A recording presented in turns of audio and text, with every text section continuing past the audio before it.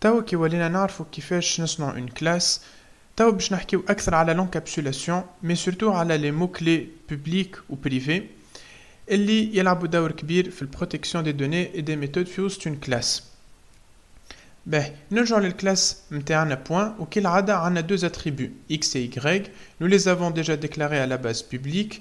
ترى نفهمو أكثر شنو معناها public. Public معناها accessible de n'importe quelle autre classe. معناها وقت اللي نصنع ان objet point نجم نبدلو لي coordonnées متاعو كيف ما نحب.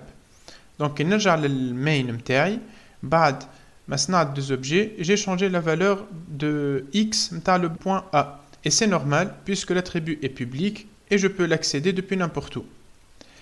De même, pour les méthodes, je peux faire appel depuis n'importe quelle autre classe qui m'a fait le main متاعنا استعملنا باش afficher la distance.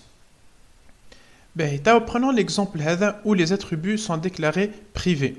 Donc juste le mot-clé public private.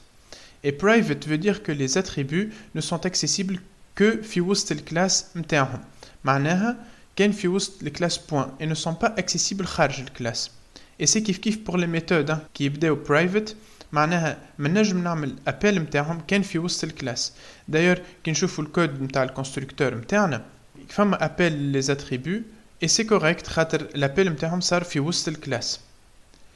Par contre كي نرجع للمين متاعنا الليني اللي زدناها قبيله باش تولي erreur خاطر هذه accès للفاريابل privé depuis une autre classe. Mais malgré cette erreur, c'est une bonne pratique de mettre les attributs privés.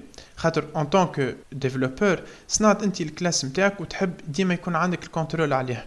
C'est pourquoi c'est une bonne pratique de mettre la visibilité des attributs privés. Et concernant les méthodes, ينجموا يكونوا soit privés soit publics, ça dépend. مثلا انت عندك méthode باش تستعمل خارج الكلاس donc خليها public. كان باش تكون juste une méthode مثلا باش تعاون بها مثلا l'exécution نتاع une certaine fonctionnalité في وسط الكلاس donc خليها juste privé. خلينا نرجعوا للبون براتيك نتاع l'attribut privé. et d'ailleurs يقول قايل اللي حد ما ينجم يكسيدي لهم لا ينجم يراو لي فالور نتاعهم ولا حد يبدلهم et donc ça pose problème. Donc c'est pourquoi لازم نعطيو un niveau d'accès les attributs نتاعنا. On peut faire ça à l'aide de ce qu'on appelle les getter et setter et voici un exemple de getter. Et l'objectif متاعو c'est de prendre la valeur d'un attribut privé et de l'exposer خارج la classe. Et dans notre exemple, le getter ياخذ la valeur de x et la retourne et maintenant je peux accéder à cet attribut à travers le getter.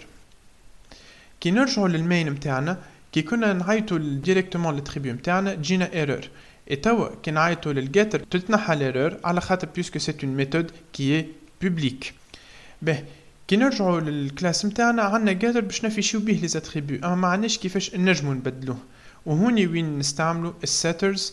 Et c'est cette méthode en paramètre donc du même type que notre attribut et change la valeur de l'attribut par la valeur du paramètre. Donc un setter il بدل la valeur d'un attribut privé. Mais bon, je pense اللي تتسائلوا علاش مش directement نخليو les attributs publics ونقصوا على رواحنا من كتيبة هالكود الزايد. La réponse est le getters et setters يعطيونا أكثر contrôle nous en tant que développeurs. Imaginons نعطيو la possibilité à un utilisateur باش يبدل la valeur de x. Ou par exemple, احنا نحبوا la valeur de x تكون positive. وينجم في غلطة يتابي une valeur négative. Donc لازم un mécanisme اللي يضمن لي ديما les valeurs des attributs يكونوا positifs. Donc نجيو للsetters متاعنا. Donc il vérifie كان positif ولا لا. كان positif يبدل. Sinon il affiche un message. Et c'est avec les getter et setter qu'on arrive donc à respecter donc ce qu'on appelle l'encapsulation.